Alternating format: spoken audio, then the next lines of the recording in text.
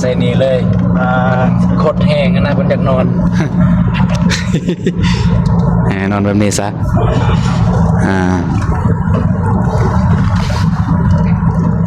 เอาบาทนี่พี่น้องเนาะ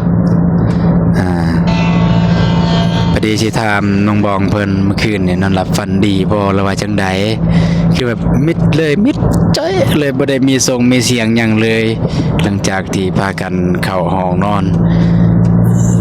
น้องเพิ่นก็บ่เห็นอ่อนจะแม่นเมื่อยเป็นจังได๋เมื่อคืนนี่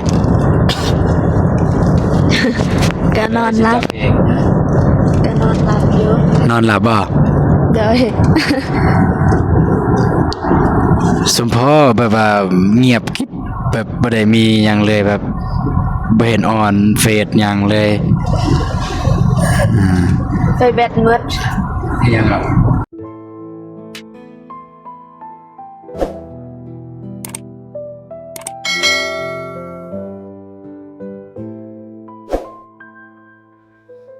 เอาพ่อแม่พี่น้อยเนาะกะต่อจากคลิปของเบ้าเจ็บพี่น้องเนาะกะมาต่อที่ซ่องของเบาฝนสแนลแม่นเบาฝนลาวใต้พี่น้องซึ่งคลิปนี้ก็เบาตูนมาเปิดคลิปให้เบาฝนพี่น้องก็มาต่อจากคลิปของเบาเจ็บจากที่แรกนี่แหละพอได้เบิ่งของซองของเบาเจ็บเนาะทีมงานเฮาก็ออกมาจากบ้านพักหรือว่าห้องแฮมก็นี่แหละจะได้เมื่อตรงเลยพี่น้องเมื่อบ้านเลยเพราะว่าเนื่องจากว่าเซียวของพ่อบ่าวฝนเสียชีวิตที่จริงนี่พ่อบ่าวฝนเพิ่นโทรมาแต่เมื่อคืนนี่แหละพี่น้องเอ้ยโทรมาแต่เมื่อคืนนี่แล้วก็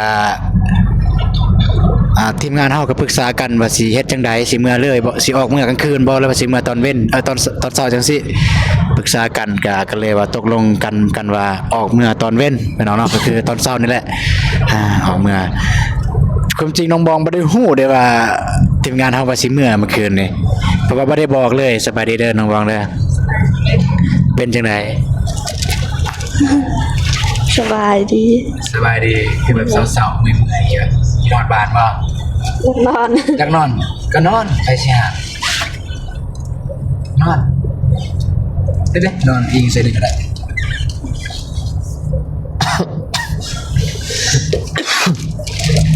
เวลาขี่รถไปเบิ่งแว่นเจ็บหัวเพราะว่าเขาก็เบิ่งจังซี่เหมือนกันแต่สำหรับตัวนั้นกับตัวไอ้ยังน่ะเรือนจานบ้าน2สนามมันไปนะเจ็บหัวนี่บ่น้ำตาก็ได้เบิ่งทางมาเลยก็ได้ขี่รถขี่ล่างจะประมาณนั้นไปน้องเขื่อนทางล่างยนต์เขื่อนอย่างสำเก่าไปน้องเลยเอา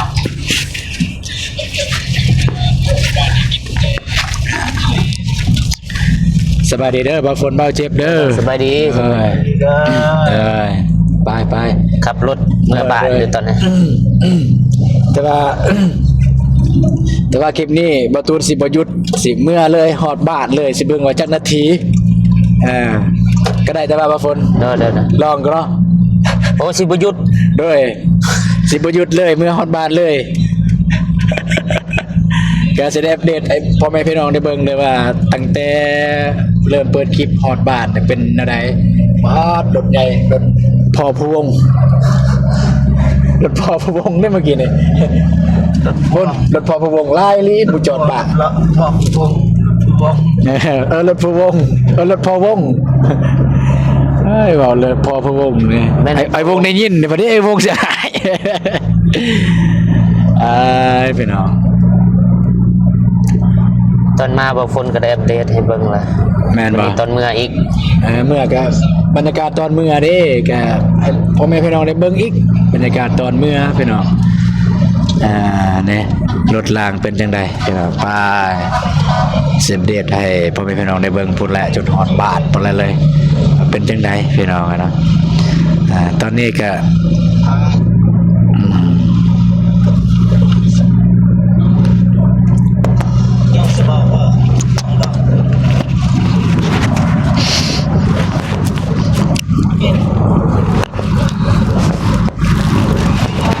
ทางแต่ปักเซหาปักซองงามเส้นทางดีเจอแต่ปักซองหาทะแตงเนี่ยว่าบ่ปานใดพูดเลยล่ะ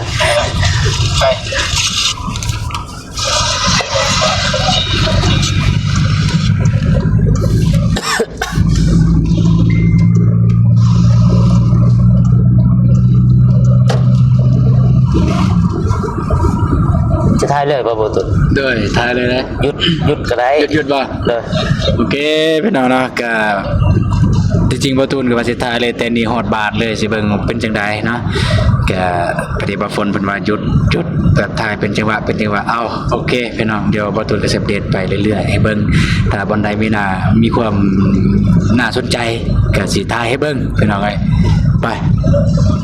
เอาบาทนี่พี่น้องเนาะพอดีสิถามน้องบองเพิ่นเมื่อคืนเนี่ยนอนหลับฝันดีบ่หรือว่าจังใดคือแบบมิดจ้อยเลยบ่ได้มีทรงมีเสียงหยังเลย หลังจากที่พากันเข้าห้องนอน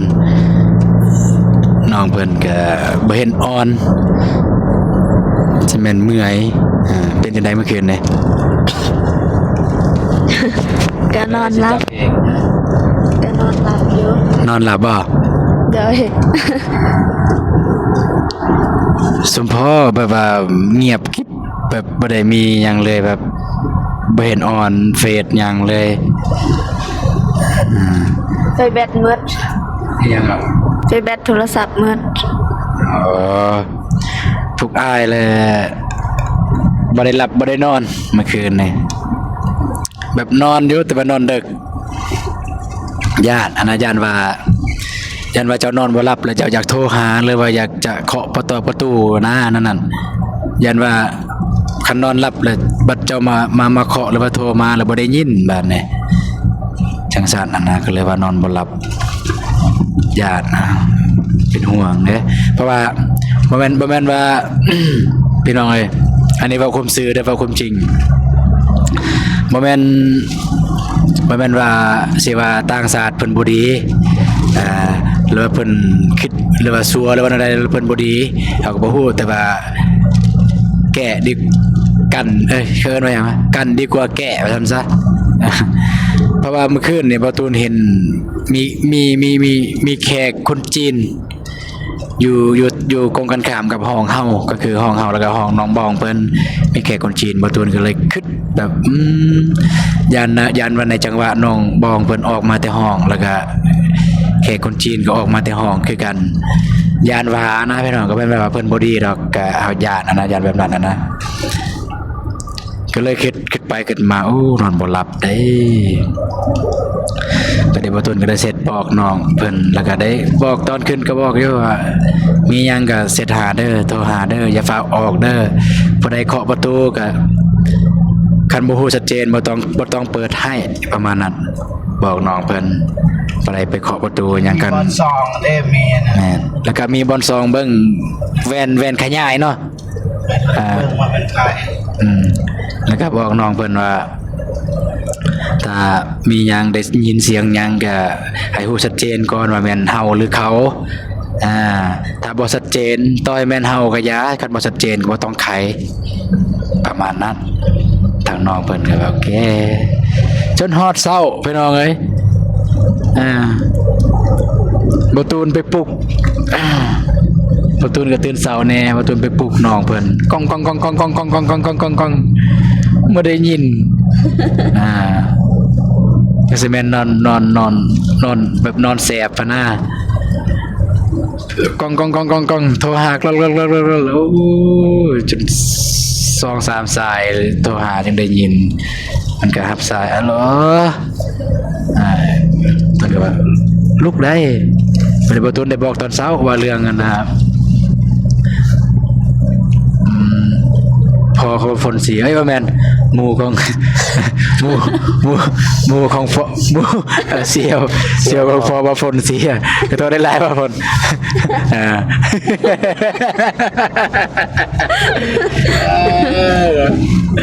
อยู่ในจะสันเบาเจ็บเมย์ว่าเจ็บ อันน่ะฮูบเบาเจ็บเมื่อคืนนี่ให้น้องบอกเบิ่ง มีบ่ฮูบตัวเบิ่งนำคลิปเมื่อคืนนี่นะบ่มีบ่มีแต่นำมาฝนเนาะเฮ้ยสิได้เด้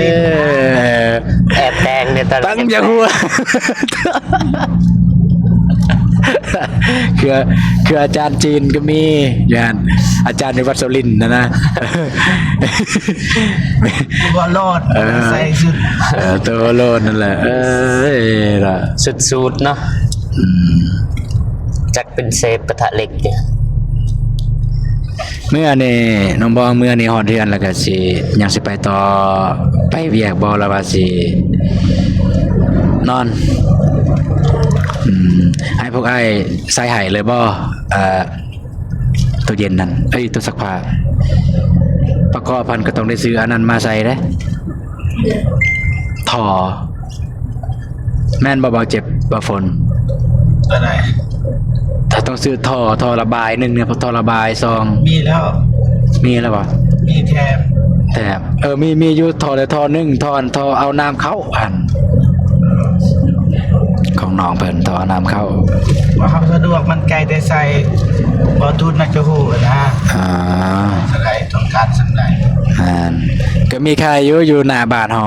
ท่อ PC ท่อเศร้าท่อระบายไปออกนอกกันนะเวลาน้ำเวลามันซักมันก็ถ่ายเทน้ำออกไปเลยหนึ่งในน้ำล่างตัวอย่างเครื่องเจ้าเปื้อนมันก็ล่างซอกเลยน้ำแซ่แล้วมันแซ่นะแซ่สบู่แซ่ บอกแม่นแหละ แล้วก็มันก็ซักบานนี่ปุ๊บมันซักแล้วมันก็ล้างบานเนี่ยมันล้างแล้วเจ้าก็ไม่ได้ไปเอาแต่ห้องหนึงไปใส่ห้องหนึงแล้วก็ปั้นบานเนี่ย อากาศเย็นเลยนี่ ปั้นแห้ง ซาๆ ปั้นแห้ง ลง แต่แบบบ่แม่นอบเด้คันอบอีกตู้นึงอะไรบ่เจ็บเพิ่นยังบ่ทันได้กินข้าวไปหน่อยแบ่งกันกิน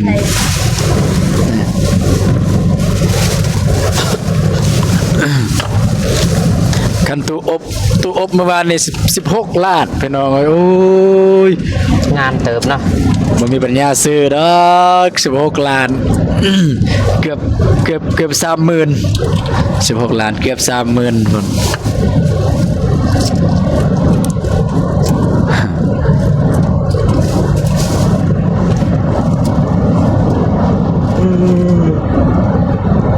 อยากนอน คนเอา ได้อิงใส่นี่ก็ได้อิงใส่ลายไอ้นะมันเป็นหยังมันบ่มีบนอิงเด้อิงใส่ลังก็จิบคออิงใส่นี่ เขาเด้อก องมาฝนนี่บ่มีกันสั่นบ่ จังหวะเด่นบ่ได้ ฮะ บ่ฮู้คือกันบ่ได้เซ็กเบิ่ง จักนอนแหงแล้วบางเนี่ยอ้าวนอ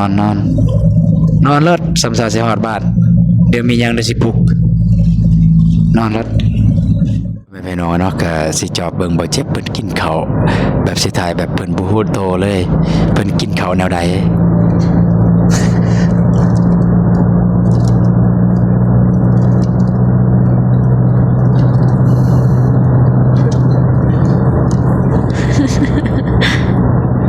เขาว่ากันว่า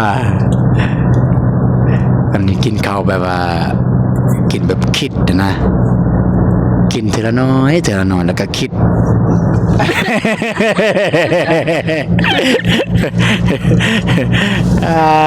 นะ ใส่สมอง เป็น เด้ แต่ยังกินเป็นเนี้ยกินข้าวคือเสาแท้กินข้าวคือเสาแท้ อยากคิดเลยจะท่าต้องเดิมมั้งอย่าง นะ ส่วนน้องเดิมไปบุญทรงเรือมืออื่นแต่ว่าเห็นน้องเดิมมาตอบแล้วตอนเสาร์ เพิ่นบ่ตอบบ่ ตอบ ตอบว่า ประมาณนั้น วาง บ่วาง แล้วก็บอกให้เอาโอนเงินยูทูบให้ ออกแล้วบ่ ออกแต่เมื่อนั้นแต่ว่าเพิ่นบอกให้โอนเลย ได้ เขาอยากจะไปมอบด้วยมือเลี้ยงพอได้คลิปนะ ได้ มาน้องคนว่าไม่โอน เอาไปให้โอนไปให้ไปมอบ อ๋อบริไปปล่อยนะนะเฮานี่จะไปมอบ ก็นั่นแหละ พอได้ไปหานะ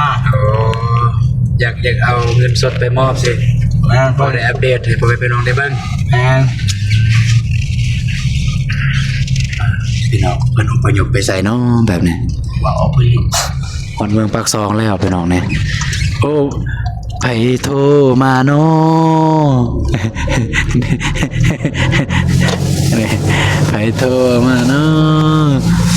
มาปากซองเห็นแต่กาเฟ่งามแท้ดีสวนปากซอง ตกได้ไงแปร ฮะ ดึงอัตโตดึงอันไหน โอ้อยู่นี่ก็มีบ่เฮือนบ่ฝนแม่นบ่ตัวสีส้มนี่ มันเป็นสีส้มสีชมพู นี่เด้สีส้ม โอ้เห็นสีชมพูเบิดเลย อีหยังก็เป็นสีชมพูเบิดแล้วเนาะบาดนี่เพิ่นเพิ่นอพยพไปไสเนาะหั่นนี่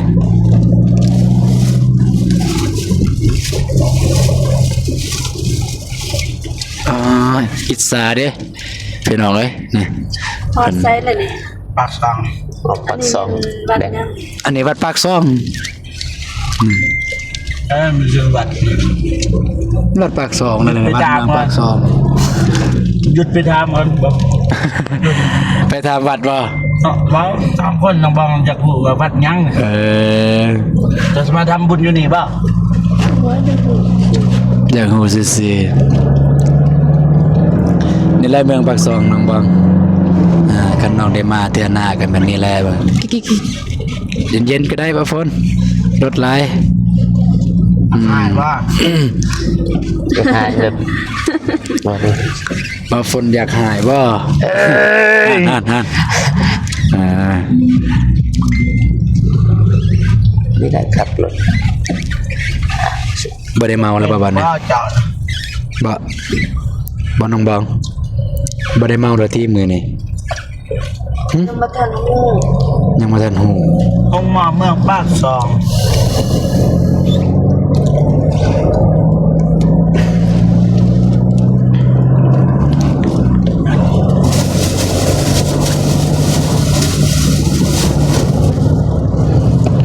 บ่พี่น้องเอ้ยปากซองรถหลายเด้ปากซองถ้าแต่งบ่ได้หลายปานนี้ได้ถ้าแต่ง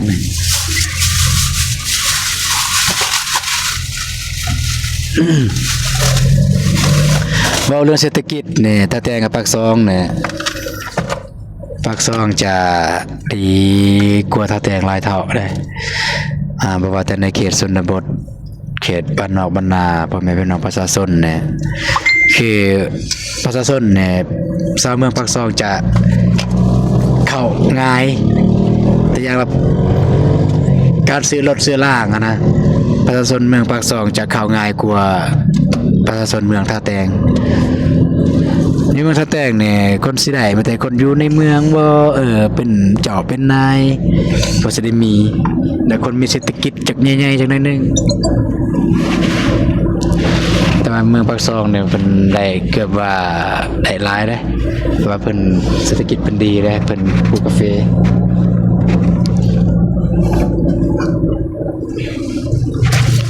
นี่เมืองปากซอง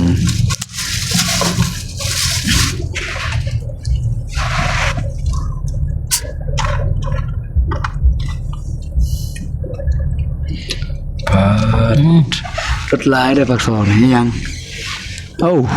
ให้กันคักอีก เจ้าแก่แบบบ้านไทย เพื่อน เงินเล่มๆ มาปลูกเลย อาหารสดอาหารยิ้มฮอตเสกองล่ะสายแดน นี่สามแยกเป็นยังไงสามแยกไปอัตตปือแล้วก็ไปท่าแตงนี่สามแยกคันเลี้ยวขวาไปเหมือนอัตตปือแล้วก็ไปลิ้นตาดไปหน่อยตัดฟันไปทางนี้แหละ เฮ้ยเสียงหยังวะอันนี้มันพอดีเมื่อทางท่าแตงเลยหอดแล้วเส้นทางอันน่ะเส้นทางดาวอังคาร หอดแล้วเส้นทางดาวอังคารไปหน่อยเลย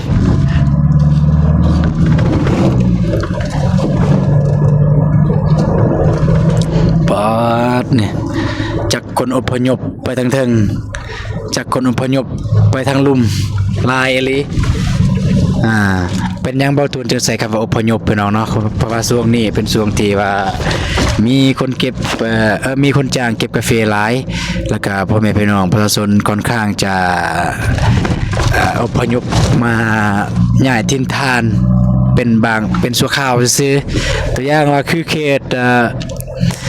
ตสารวัตรจะบ่มีกาแฟพ่อแม่พี่น้องประชาชนทางนั้นเพิ่นจะอพยพมาทางนี้ช่วงนี้มาเก็บกาแฟขี่รถเป็นคันใหญ่ๆบางเทื่อก็มาตั้งเข็มตั้งด่านอยู่นี่เลยมาตั้งเลยแบบว่ามานอนเป็นเดือน2 เดือนใช่นะมาเก็บกาแฟกาแฟในกาแฟกะติหมอพี่น้องหลังจากกาแฟกะติหมอแล้วจะต่อเป็นกาแฟกลางเลยเพิ่นจะมาอยู่นี่ประมาณ4 หรือ 5 เดือนนี่แหละอยู่เขตนี้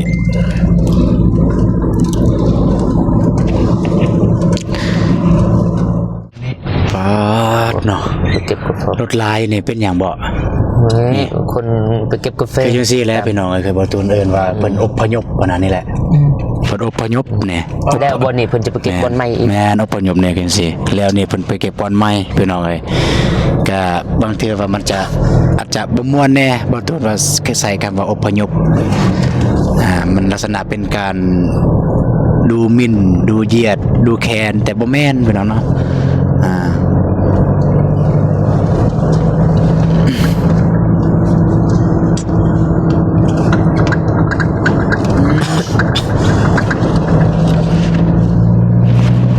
สะอยู่บ่ฮู้ กะซะ บ่มีดอก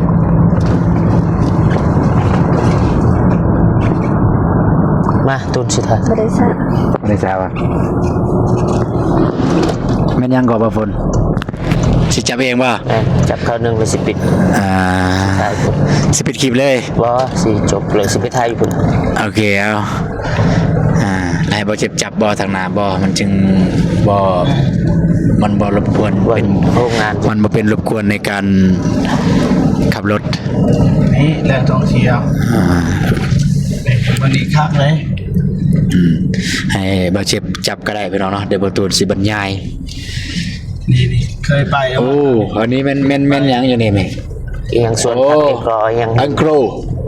ไอ้หยังล่ะ เป็นสวนผักเด้ โอ้สวนผักออร์แกนิก เออ ออร์แกนิกสวนผักออร์แกนิกพี่น้องไอ้ผู้ใดได้มาอยู่เมืองปากซองมันจะมีสวนผักออร์แกนิกมันจะมีมือพนมมือใหญ่ๆเนาะ แม่น ลอดพนมมือไปเลยปั่นแต่ โอ้ผู้ปั้นโอ้บ่ฝนจอดถามบ่น้องนุ่งนี่สิเมื่อทางใดหรือสิเมื่อมาอาดบ้าน เหมือนจะบ่แม่น ฮะ คนนี้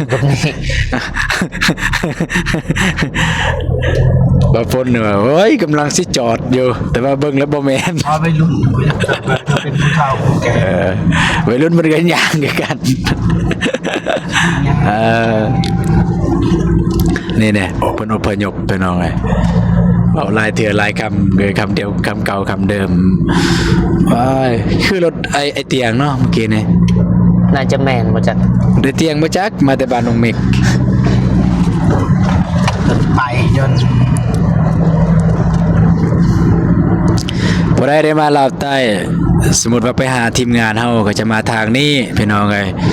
ทางเส้นทางเลขที่16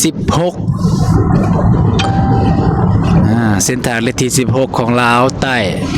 ถ้าได้มาก็อย่าลืมมาทางนี้เลย ตามไปสบายดีเดี๋ยวทางทีมงานแล้วใต้จะสิพาไป โดยแม่น อยากไปทางใด นอนนะครับได้ป่ะ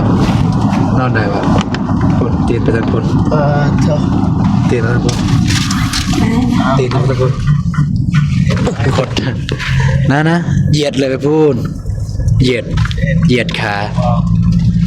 ปาดเนาะ ไหนป่ะ พอดีแหละเอาขึ้น เอาคอขึ้นก่อน มันเสียนะ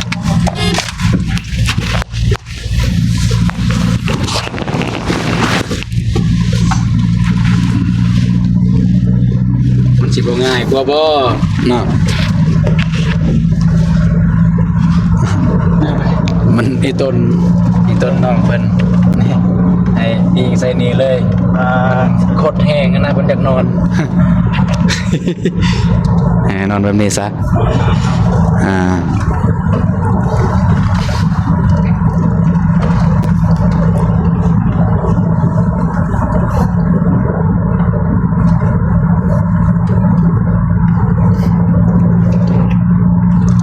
นี่ฮอดบ้าน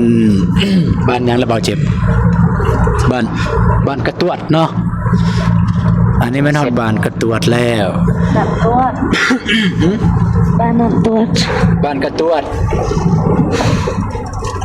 บอกฮูเบิร์ตบอกเห็นนี่ หมู่แล้วเคยมาเก็บกาแฟแม่นบ่นี่เพิ่นอพยพนี่อพยพไปลุ่ม ผมไปยกอีกแล้ว ไปพี่น้องเข้าสู่ จะประสัก เมืองทัดแตง แต่นี่ ถือว่าแดน สู่แวนเซนกอง ทัดแตงกับปักซองอยู่จุดนี้แหละครับจะเข้าสู่เมืองทัดแตงแขวงสีกองเฮาบัดนี้ หลักเขา FC ว่า หอดทัดแตงแล้วพี่น้องหอดฟาร์มทัดแตงหรือว่าบอลที่บอตูนเคยได้มาเฮ็ดเวียกอยู่นี่แหละ ผมไม่เห็นเวียงได้เจ้าของเคยเป็นเจ้าของ เจ้าของบ่แต่ว่าเพิ่นเจ้าของแล้ว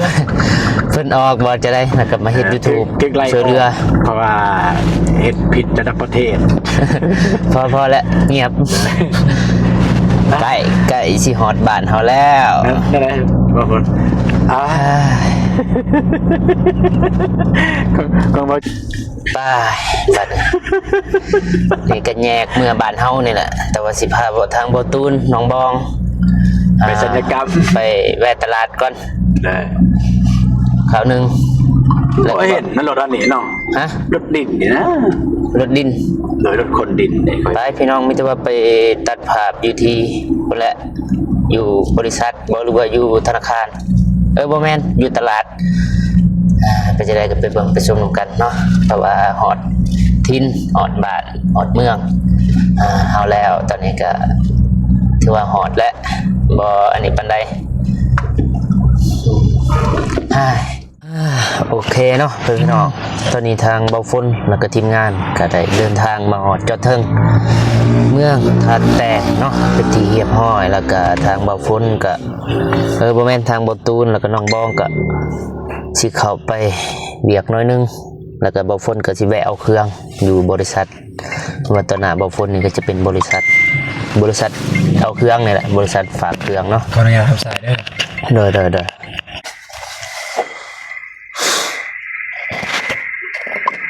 ไปน้องบองครับ ประตูก็กำลังลงกับน้องบองเนาะบางคนก็สิเขาจบคลิปคนอื่นหมดก็ขอบอกขอบใจผู้ใหญ่ใจบุญอีกทุกท่านที่เข้ามาเบิ่งมาติดตามสองของบ่าวฝนแต่จนจบบ่าวฝนก็ขออวยพรให้ผู้ใหญ่ใจบุญอีกทุกท่านจงอยู่เย็นเป็นสุขเนาะสุขกายสุขใจลำด้วยอายุมันขวัญยืนเด้อสาธุเนาะ